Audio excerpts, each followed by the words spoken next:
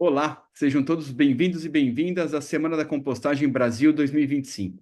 Eu sou Felipe Pedrazzi, presidente da Associação Brasileira de Compostagem, e é uma alegria estar aqui com todos e todas que acreditam que soluções reais são apresentadas para o nosso futuro do planeta. Hoje nós vamos mergulhar num tema que tem trazido bastante curiosidade, que é a compostagem e a vermicompostagem em larga escala. Ou seja, a minha cultura trabalhando o composto orgânico, trabalhando para reconduzir nutrientes essenciais ao solo e às nossas plantas, à nossa agricultura. Mas antes de irmos para esse bate-papo, eu gostaria de agradecer aos nossos patrocinadores que tornam tudo isso possível.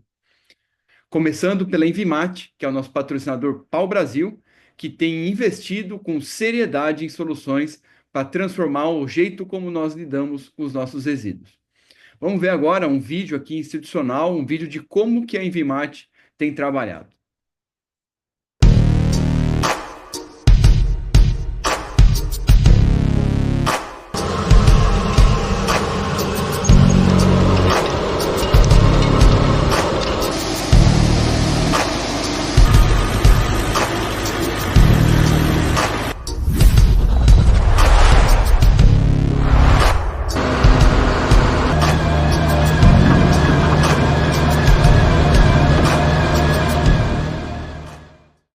Muito obrigado à Envimate e também aos nossos patrocinadores. Patrocínio Ipê, Oeko Bioplásticos, Vermier e Zello Ambiente. Patrocínio Cambará, BASF e Lipel. Essa união de empresas e organizações mostra que a compostagem está deixando de ser a exceção e está se tornando a prioridade. Agora sim, vamos direto ao nosso ponto central dessa noite, ou dessa tarde, ou dessa manhã, depende da hora que você vai assistir a esse maravilhoso conteúdo que o Francisco Niembro está trazendo diretamente do México. Uma boa sessão para todo mundo.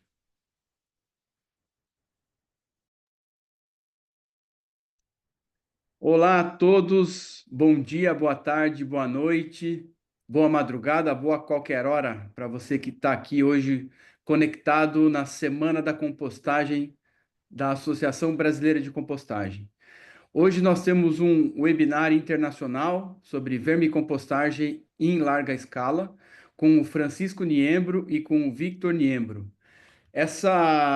Hoje nós estamos gravando esse webinar, porque nós vamos colocar a tradução aqui, mas na sexta-feira, às 6 horas, nós vamos nos encontrar pessoalmente com o Vitor e com o Francisco para tirar as dúvidas, para conversar sobre vermicompostagem, e aí pode ser qualquer escala, vocês podem trazer suas dúvidas, suas ansiedades, seus anseios, para que a gente troque muitas figurinhas com certeza, o maior ou um dos maiores especialistas em vermicompostagem e compostagem que eu conheço, e também, quem dirá, do mundo.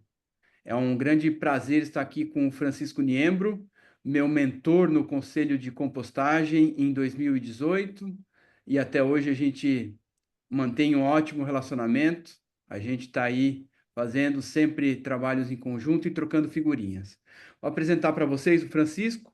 O Francisco é cofundador e CEO da Aldeia Verde, com mais de 20 anos de experiência no desenvolvimento de instalações de compostagem industrial e vermicompostagem nas Américas e na Europa. Ele já capacitou mais de 1.200 pessoas e apoiou a implementação de mais de 50 unidades de compostagem. Atualmente, lidera novas iniciativas internacionais de compostagem e contribui ativamente para os fóruns globais de sustentabilidade. Então, vou passar a palavra aqui para o Francisco. Francisco, seja muito bem-vindo. Welcome, Francisco.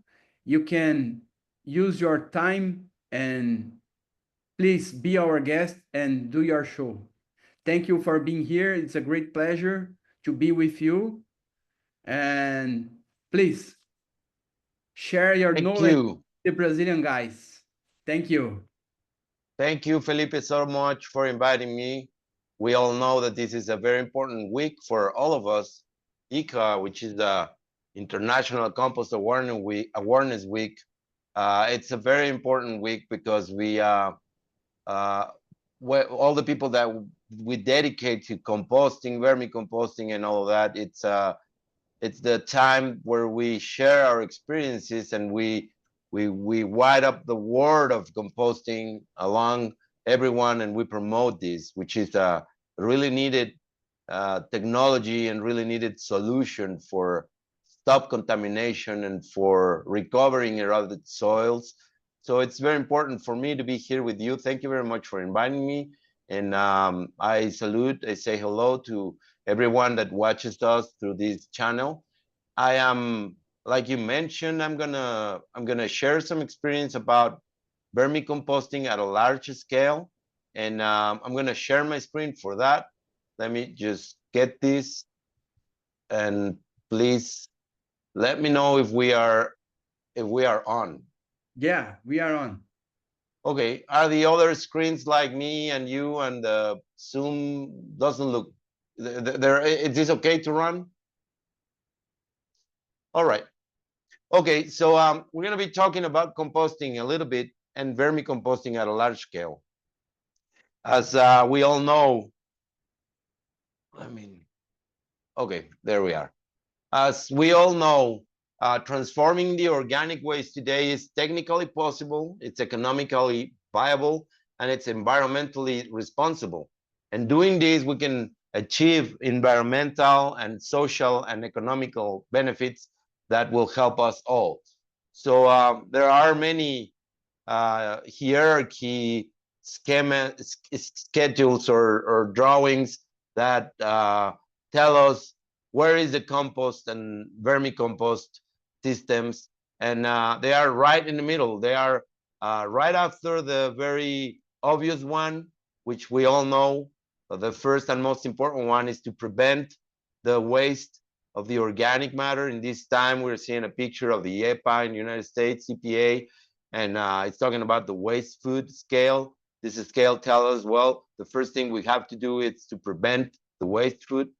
The next thing is we can donate it to people that can still eat it when it's good. And the next step is to feed animals with it. When none of them are possible, then we can do compost.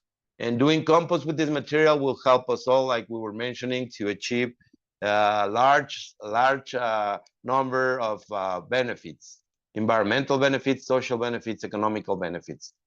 So the first thing I want to mention is that composting, I'm going to be talking a little bit about composting. Maybe all of us know about what is composting, but I need to start from this because vermicomposting is very related to the composting process.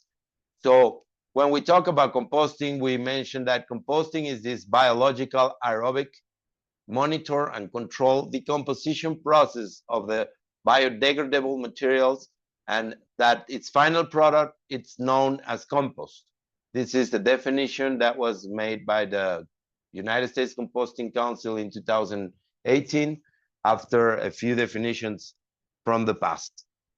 The main technologies that we use for composting are aerobic windrow turning, which is a pile, and machinery is pulled by a tractor, or it can be pulled automated pull or auto propel. And another technique is the aerated static piles, or we know them as ASPs, or we can call them aerated static cells. And when we have walls and floor, and another technique for composting, it's the vermicomposting. And vermicomposting can be done by using floor windrows. We use these windrows full of worms where we put the materials to be transformed, or we can use more technified and mechanized systems like the continuous flow-through reactors that we call CFTs. Those are more expensive and sometimes are not able to use in developing countries because they are a little bit expensive. The most important parameters to observe in the composting process, as we know, are the carbon to net to nitrogen ratio, which will go from 25 to 1 to up to 35 to 1 or 40 to 1. That's to start the process. And the moisture, it's about 60% in the beginning, about 35-40% in the end of the process. The temperatures is very important to be observing and controlling. They are going to guide us on how the process is behaving. And this is very important because to achieve some of the regulations and the standards, we have to go through the PFRPs are known for the abbreviation of the processes for further reduction of pathogens. And this is achieved by having a 55 Celsius degrees for 15 days in the windrow turner system and for 5 days in the ASP systems.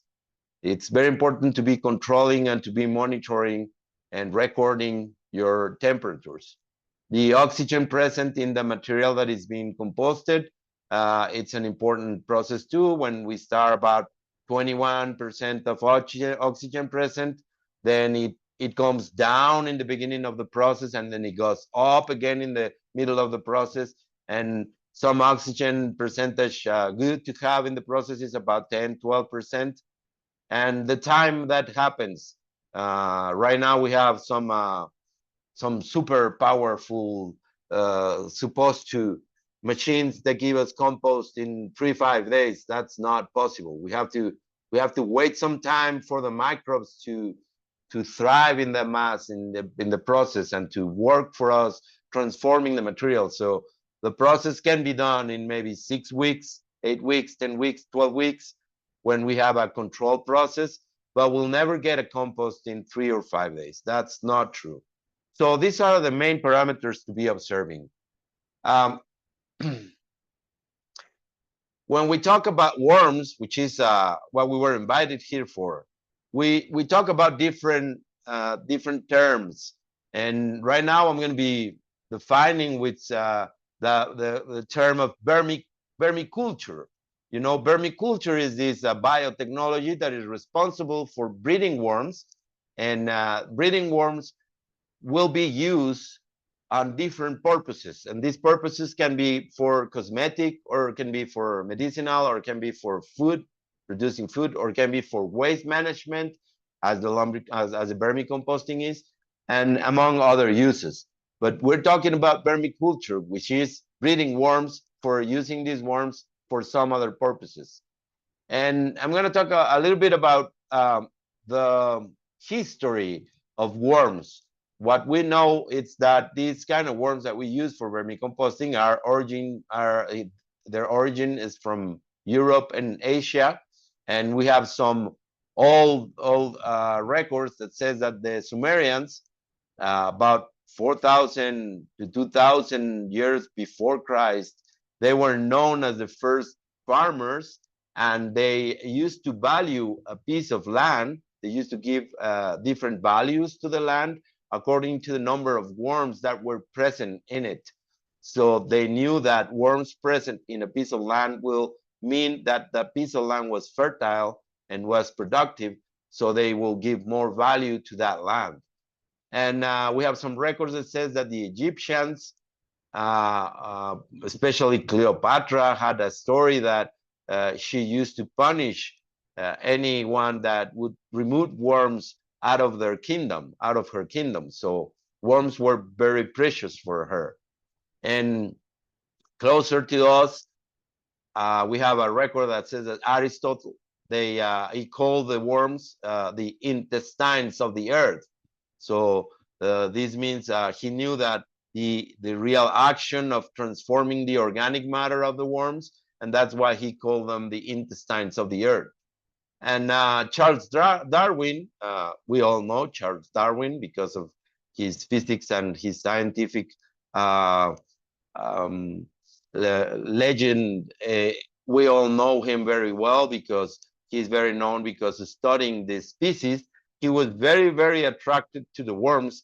And the very last book that he wrote was this in the picture right here that says that the formation of the vegetable mold through the action of the worms. And actually he he pointed very specific to the with the observation of their habits. I'm going to talk a bit about this in a little bit. And the past century, in the 1920s, we know that Alberto Roth, which was an Argentinian, he brought some worms from Europe. He started using them for transforming waste, and he met Thomas Barrett, which is known now to be the modern father of vermicomposting. Thomas Barrett is an American, and he was from California, and that's why some of the worms are called red Californian worms. This is what I was saying before.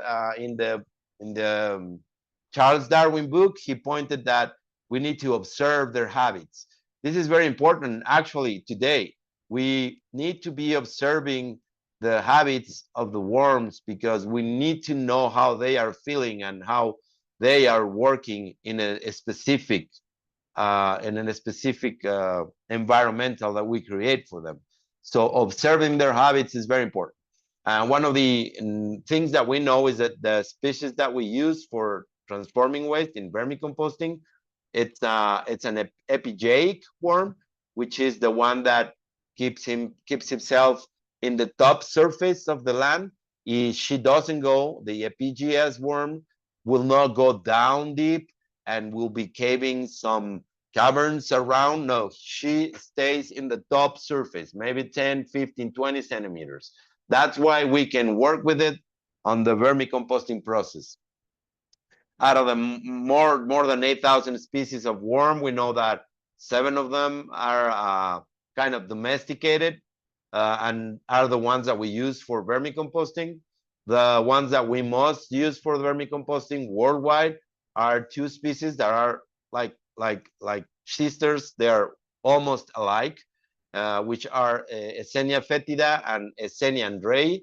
And the actual only difference between them is that, as in the picture you can see, the Eisenia foetida one will have little yellow stripes in between their segments, and the Eisenia andrae one, it's totally red. And that's the one we call red Californian worm, the Eisenia andrae one. But there are other species that can be used for vermicomposting, but are more difficult to control, which are the one in the list, like the nightcrawler or the red terrestris worm, the blue worm or Indian blue, and the African nightcrawler and the Alabama jumper. But the ones that we move, more of the vermicomposting people use are Eisenia foetida and Eisenia andrae. So what is vermicomposting? As we mentioned before, vermiculture is the biotechnology that it's in charge of breeding worms for different uses. And one of those uses is vermicomposting, transforming waste using worms. So vermicomposting is this aerobic mesophilic monitor and control process of maturation of the decomposing organic waste using worms and many other organisms that are present in the worm environment. And the final product of the vermicomposting process is known as vermicompost or worm castings. And I would like to be clear of this because the most likely food for the worms, it's pre-composted materials. And we're going to be talking about that in a little bit. The main parameters that we observe in the vermicomposting process are the one listed here in the left. And we are talking about the pre-composted food. So we need to pre-compost the organic waste first for a couple of weeks, maybe 2, 3 to 4 weeks will be enough. So we start that decomposition process of that organic waste, and that's what the worms like the most. I'm not saying they don't like the raw material. I mean, if you have a house project of vermicomposting, then you can throw your banana peels, for example, and they will eat it. But actually, they will wait until that organic material, that banana peel, it's already decomposing by itself, by nature, and then that's when worms attack them and then eat it and transform it. So in a large scale project, we always pre-compost all the materials so we can control the food for the worms. We can control like moisture and acidity or pH, and we have control the food of the worms so we don't kill them. So pre-composted food, it's important. And the moisture where they live comfortable, it's got to be about 65 to 80% of moisture. That's really nice environmental for the worms. More than that, over 90% of moisture will make them go away because they don't know how to swim. These worms are not aquatic worms. These worms are terrestrial worms, and they need to be at a moisture that they like. This is 65 to 80% of moisture. The temperature that they like, it's about 22 Celsius degrees, and the Xenophytida xenadrei species can hold down to 0 centigrades, but they will be hiding underneath of the surface of they don't want to be in the top surface because it's cold, so they will be hiding maybe at a 20-25 centimeters down there. So nicest temperature for them, it's 22 Celsius degrees. A little bit up, a little bit down, it's fine. And when we design the projects, as you can see in the picture, we can adequate the environmental of the worms, about moisture, about darkness, about having some nice shed from the sun, and we need to do that to make a nice environmental for the worms. Another parameter that we have to observe, it's the acidity, the pH of the materials that we are feeding the worms. We don't want to give them very acidic food. We don't want to give them a very alkaline food. We need to be on the middle of the like neutral. About 7 is perfect. A little acidic, like not more than 5.8, and a little alkaline, no more than 8.2 will be fine for them. But farther than those, worms will like to go away, and you might miss or lose all your worms. So you have to control the pH.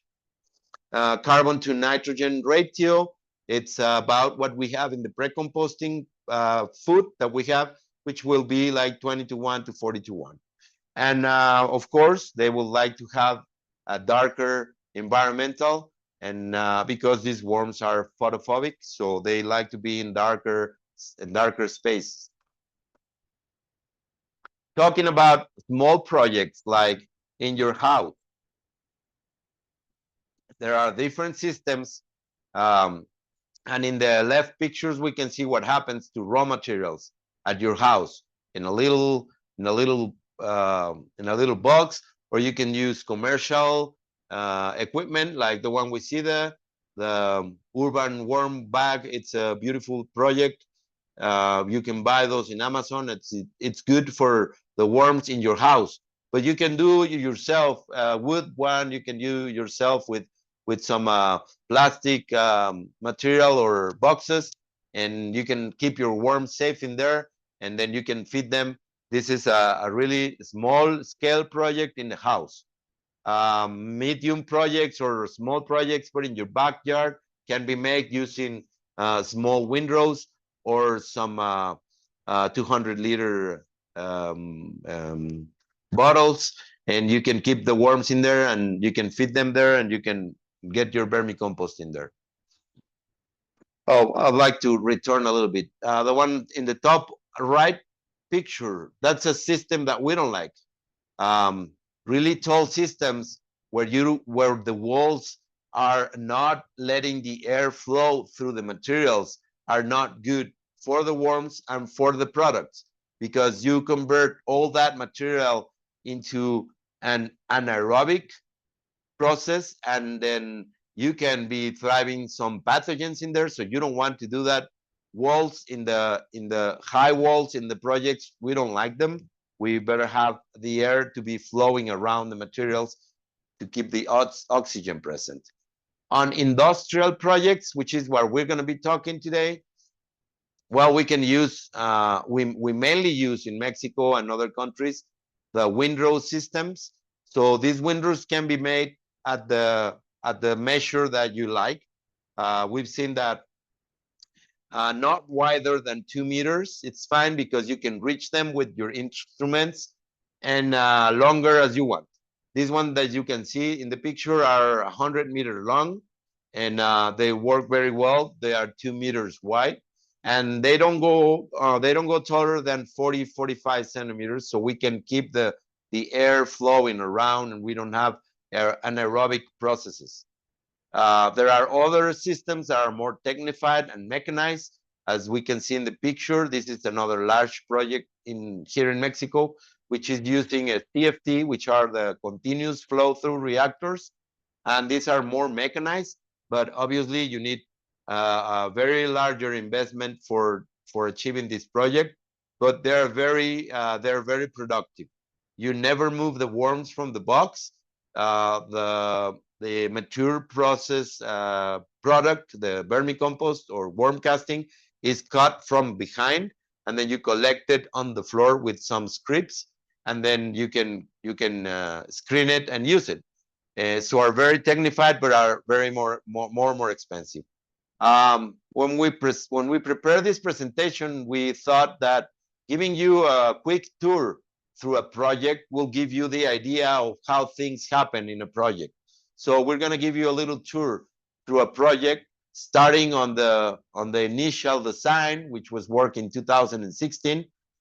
This is up north in Mexico, in Baja California state, neighbor to California, United States, but we're in Mexico. And this project is doing composting, vermicomposting, and liquid extract production. So this is the initial design in 2016, and that facility worked. This is an old picture of it, and worked like this from 2016 to 2021, when the owners decided to make it bigger, because they were having very good results with the end products were used in their land, in their crop land. So they decided to get it larger in 2020, and we make the other design, the growing design, and then the growing scale was made in 2021, and right now it's a larger scale project now, and the worms are all keeping safe in the black greenhouses that you see on top. This project is very large agricultural producer here in Mexico. They have over 8,000 hectares of production. They produce more than 12 different crops that they export to United States. They are right in the border, like I mentioned. So they have their packers. They have 3 different packers where they clean and pack all their crops before exporting it. And that's where the main residue is made. They produce over maybe sometimes 60, sometimes 70, 80 tons a day of waste. Like, for exporting this kind of produce, they need to be perfect size, perfect color, perfect temperature, perfect everything. They see a little defect, a little bad thing on it, and they discard it. So sometimes discarded materials, you can eat it. I mean, I've been there. I've been in the throwing area, and you can just pick up a produce and bite it, and it still is very good. But it doesn't look good for the international market or exporting market. So they sometimes are producing over 20 or 25% of waste out of the produce that comes from their land. So all that waste was a problem before this project. They used to spend a lot of money on throwing and managing that waste. And when they build their composting facility, they now are giving a real use of that material. They are treating it, they are making it and transforming it to compost, vermicompost, liquid extracts, and they're using it in their lands.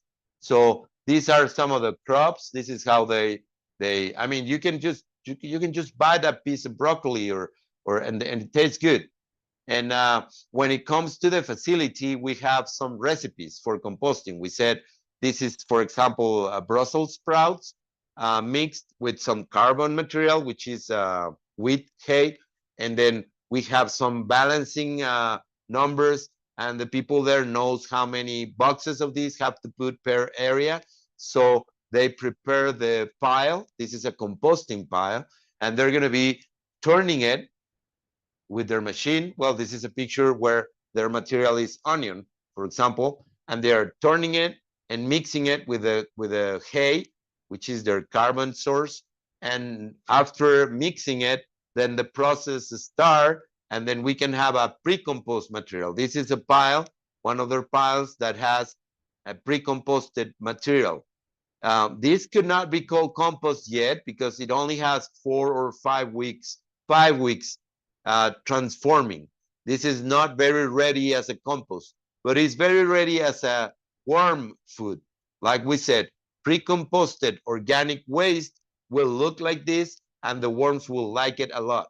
And it's very safe to give to the worms. So once it's pre-composted, then a machine that it's a feeder, it's full of this pre-composted material, and then it goes inside the sheds, inside the greenhouses where the worms beds are, and they feed the worms with this pre-composted material.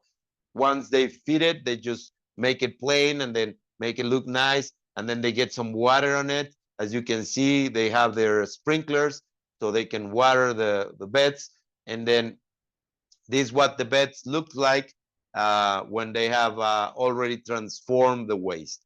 Okay, this is the what we know so far. This could be the largest project on vermicomposting with windrows worldwide. They have productive total area. I mean, only the beds of worms, not the gullies or the roads, but the beds of the worms are over half of hectares. So it's over 5,000 square meters productive area. So it's a very large project, very technified, very nice. And what they do with their vermicompost, it's produce some liquid extracts. They have their systems to produce the liquid extracts with the vermicompost. I mean, the vermicompost, it's a solid product, and it becomes liquid product after going through these systems. And when they have the liquid product, they just charge their tank, their car with their liquid extract, and then they go to their 8,000 hectares, and they don't sprinkle it. They put it in their system to get it to all the crops. So that's how the liquid moves. But the solid ones, well, the compost, after 4 weeks, some of the product goes to vermicompost, and some of the rest of the product will go to a mature, stable compost. So now they have 2 products, solid products, compost and vermicompost. And they have one product, which is the liquid product, the liquid extract. But on the liquid extracts, they have many recipes. They have over 16 recipes, different recipes, according to the needs of their fields or their crops. So they do in the systems that I just showed, they in these ones, they just can put the different materials that they want to have in the liquid, including the vermicompost and the compost, and then just make it according to the needs in the land, in their cropland.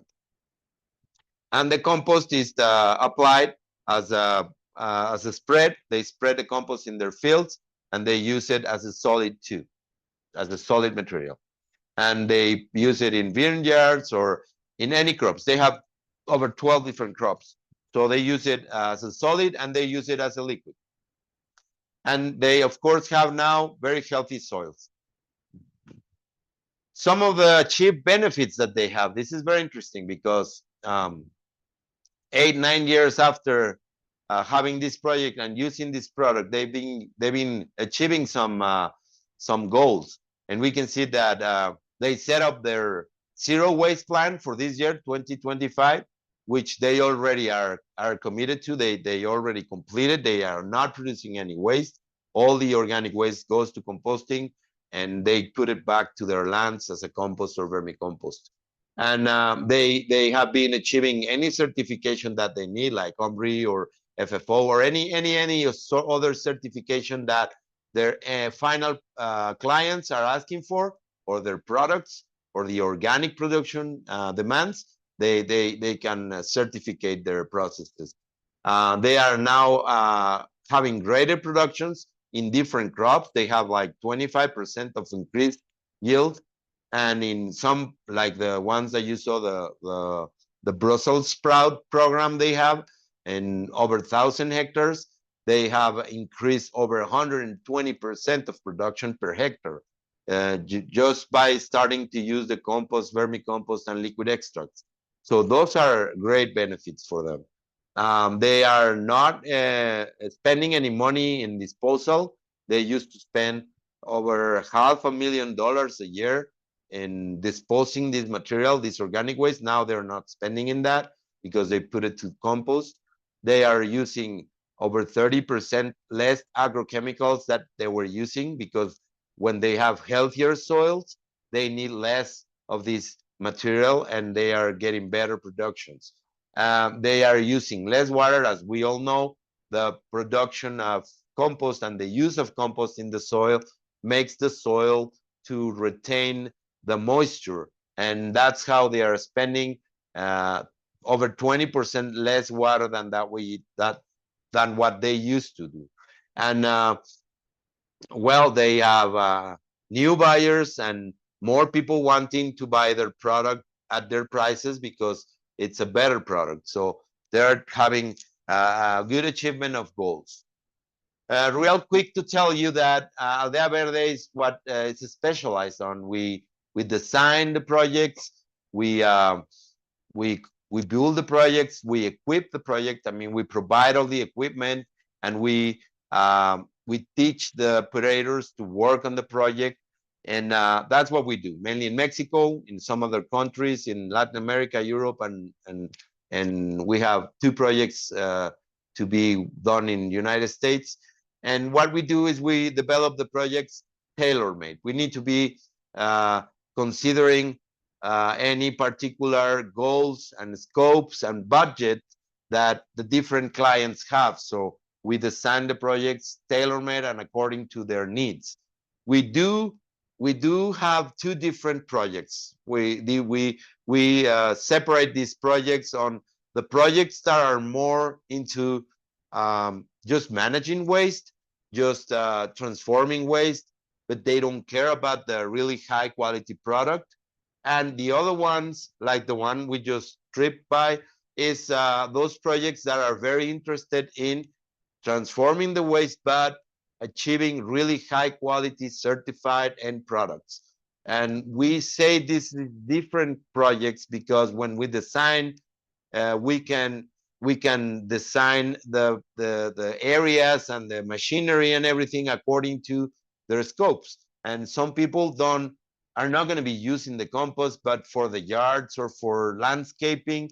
So they are not willing to spend more time or money on having a really high quality microbial end products. So this is why we say we have 2 different kind of projects.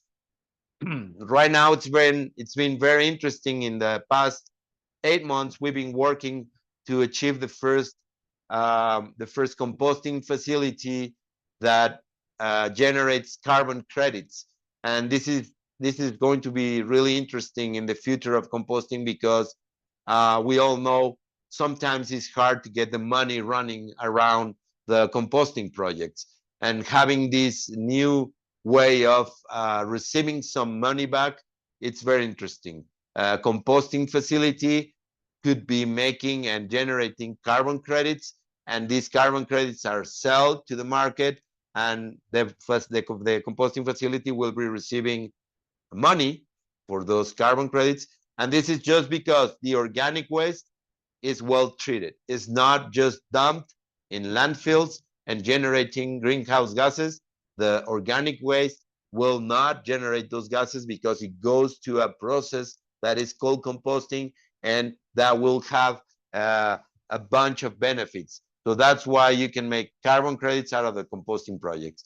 The most clients that we work for are larger generators of organic waste. In Mexico, we have big tequila producers, big mezcal producers, big fruit producers, or any vegetable producers. And those are like the largest projects that we've developed. Some projects are developed in a smaller generators like hotels. that they only make like 1, 2, 3 tons of waste per day, but the largest one are always in the agricultural and in the field project, in the rural projects. So what we do is we conceptualize the projects according to every need of every project, and then we design the project according this, and then we use the different technologies that we made that we just mentioned. And these are some of the projects that we've developed, where you can see like large scale composting.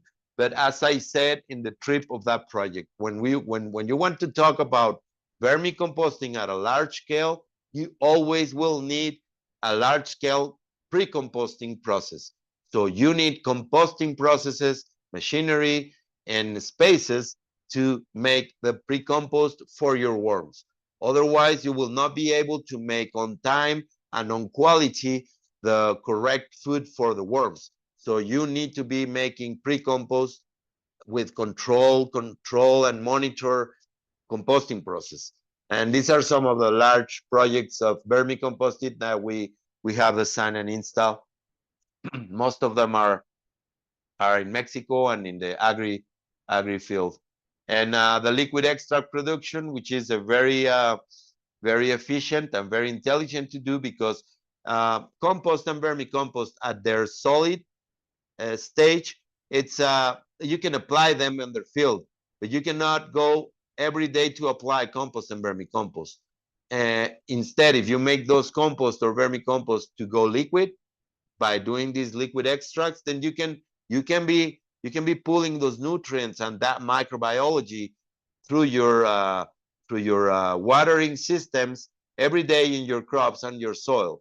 So it's easier to manage as when you apply the product and the benefits, the microbiology and the nutrients through a liquid stage. So transforming the compost and vermicomposting to liquid, it's at a small scale, as you can see in the very top projects, or a mid scale or a large scale.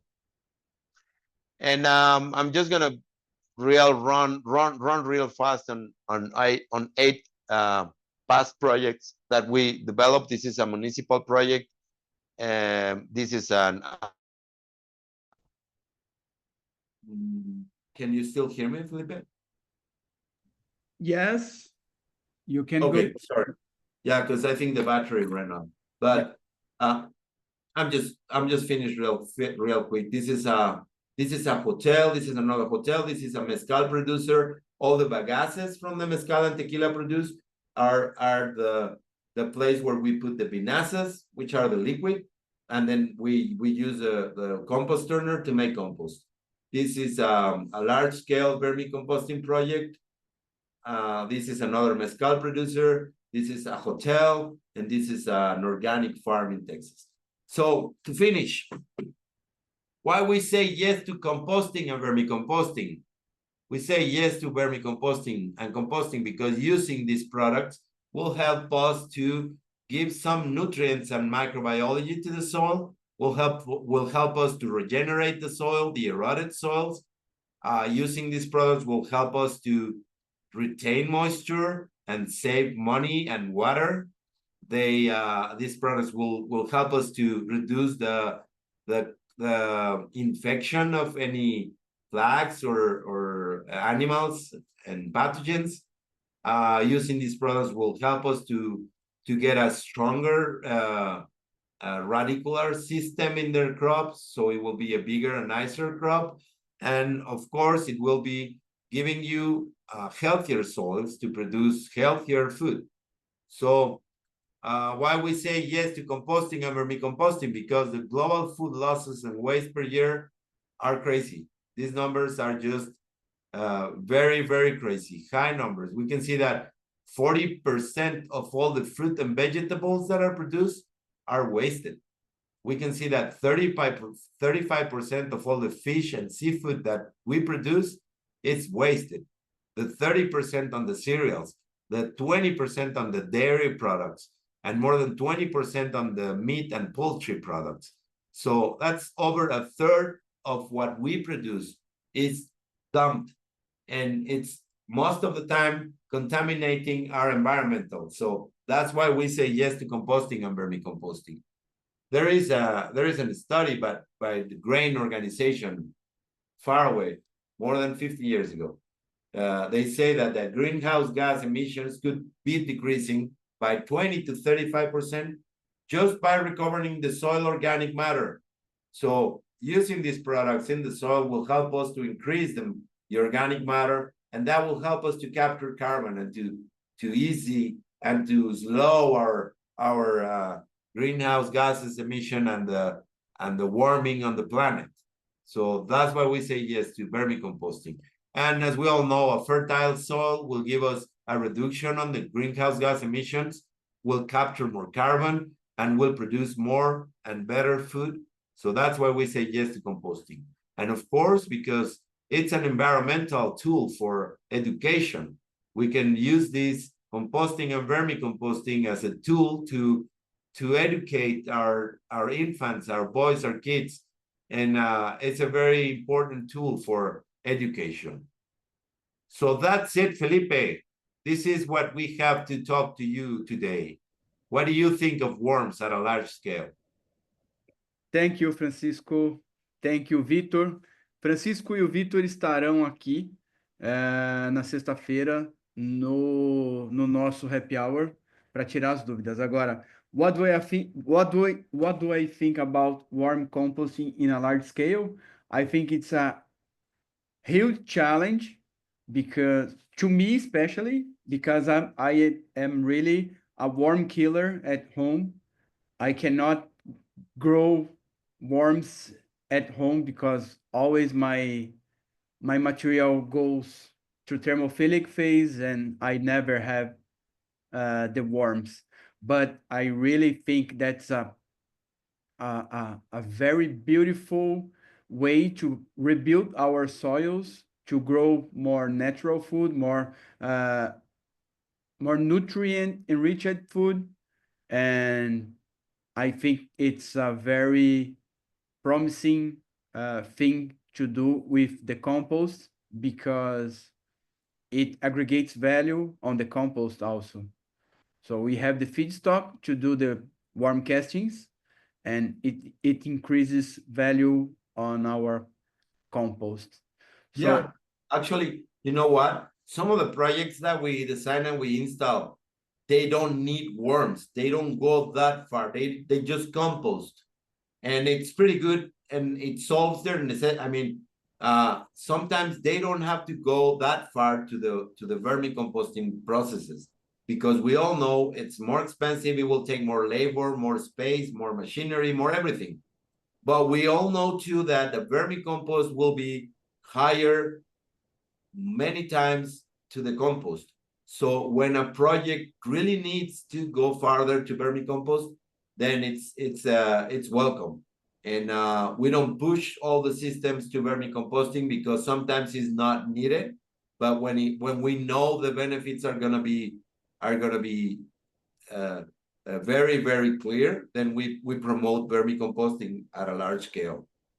yeah, and thank you for sharing your knowledge and experience. There's a lot of time that I am asking you to come here, and now we found some time to do that. And I really appreciate that you are in our first Brazilian international webinar on this ICO 2025. Thank you, Francisco. Vitor Niembro está vindo também e esperamos vocês na sexta-feira para discutir com esses especialistas. Oportunidade única, hein, galera? Venham, porque aqui tem muita conversa. E eu sei que o Francisco também gosta de uma cervejinha também para depois ficar no happy hour. Yeah, I don't know what you say in Portuguese, but I know you say cerveza or beer, and I think it's good because it's hot. Yeah, I know we will be answering some questions, and I will be happy to do that. So thank you very much for inviting us, Felipe. It's always a pleasure to work anything with you. Thank you, Francisco.